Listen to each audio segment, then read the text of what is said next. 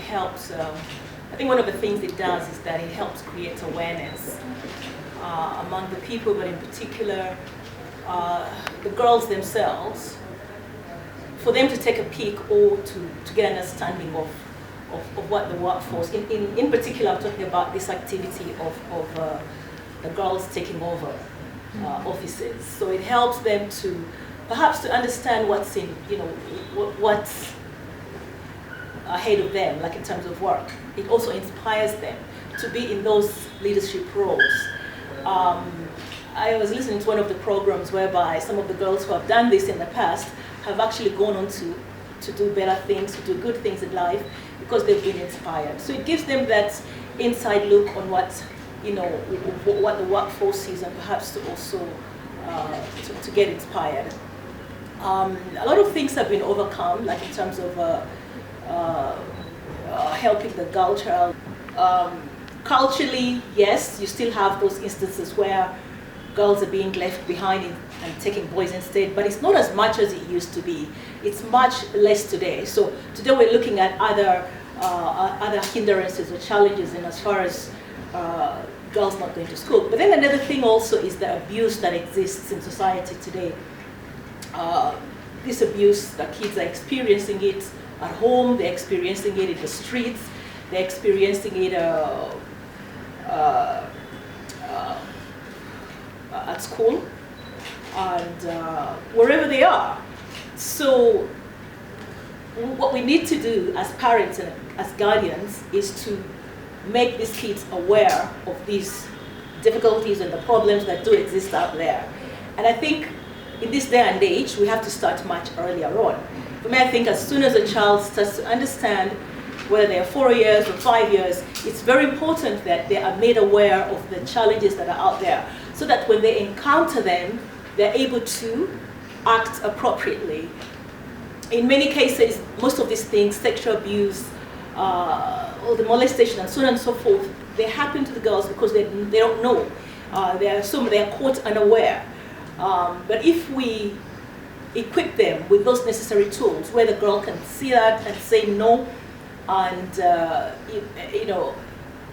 and that's why I'm saying that it actually has to start from home, with the parents, with the guardians, and then moving on, obviously, to the schools, because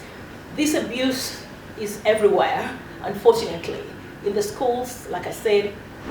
on the streets, wherever the girls go. So what do? And the parent or guardian cannot stay with the child all the time.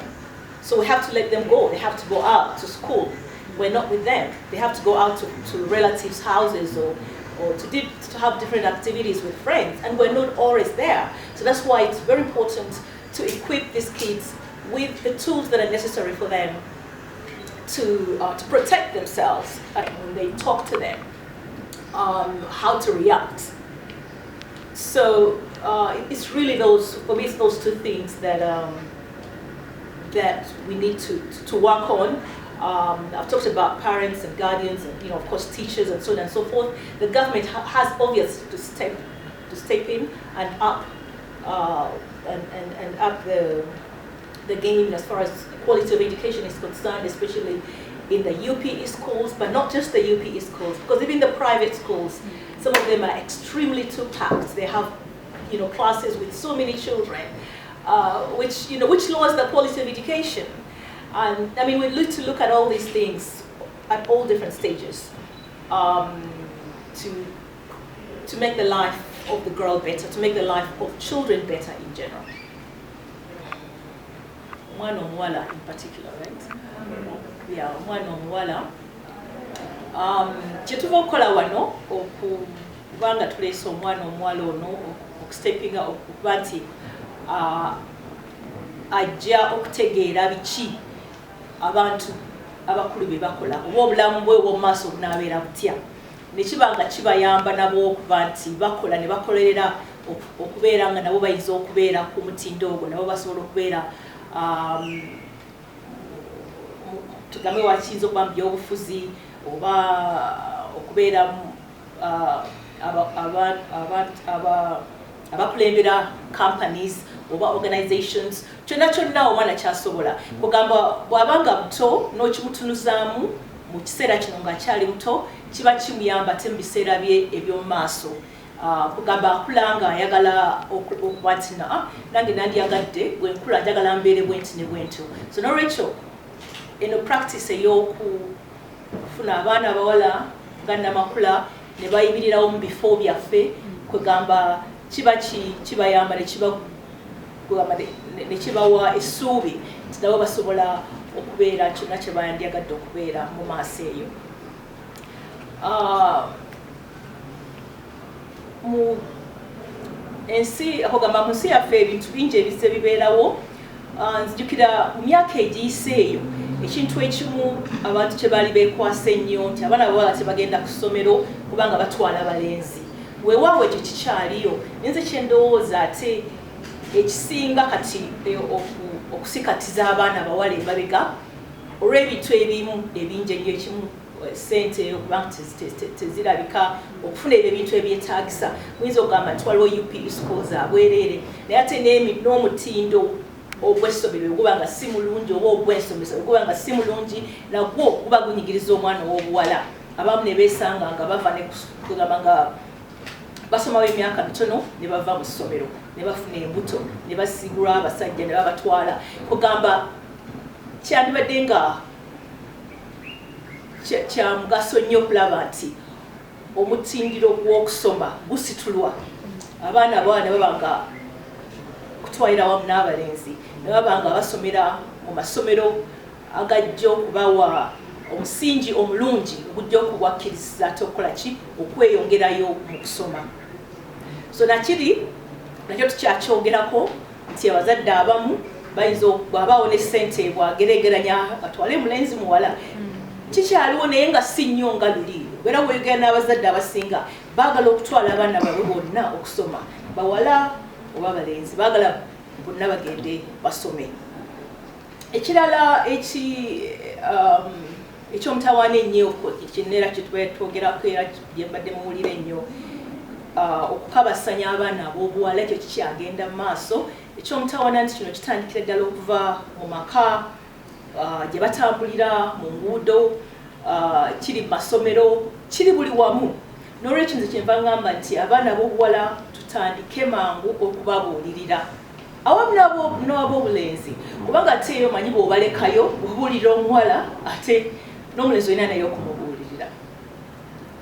so n'olwekyo tutandike ku myaka ng'abaana bakyali bato kasitandika okutegeera ekyokukola kubanga ebintu nga ebigenze bikyuka era olaba n'abaana n'okutegeera kw'abaana bategeera mangu banguwa mangu okukola ebintu okusinga ate nga bwe kyali n'olwekyo tutandike mangu okubabuulira emitawaana egiri ku nguudo egiri wabweru eyo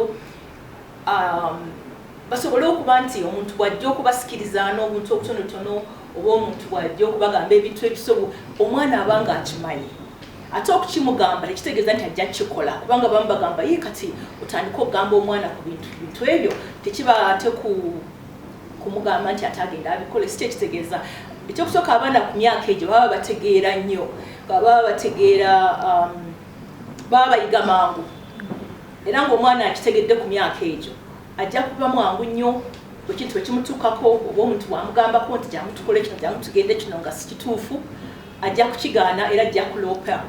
ewa muzadde we oba omuntu yenna omukulu amuli okumpi agambe nga gundi yabadde ngamba ekintu kifaanana bwe kiti n'olwekyo kati kyenva ndowooza nti abaana bano tutandike manguko okubategeeza dangers eziri wabweru eyo ebintu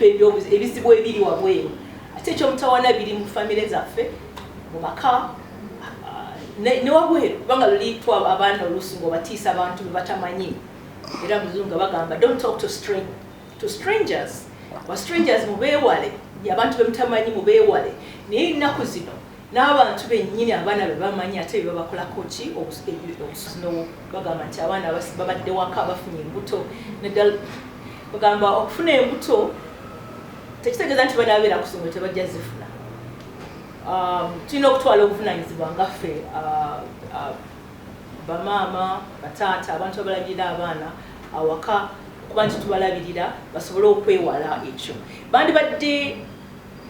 naseefe eka okusinga ate nga ki nga bali ku ssomero naye ate kugamba kyannaku nnyingi nnyo nti ate bwe babeera eka bafunirayo emitawaana mingi okusinga we babeera ku ssomero nze ekyo ŋŋamba omutawaana guli eriffe abazadde tetusobola kuguteeka ku masomero gokka nti obalwako amasomero si makulu n'olwekyo abaana kyabadde bafunye muto of course kiyambako bwe baba ku ssomero mwebale nnyo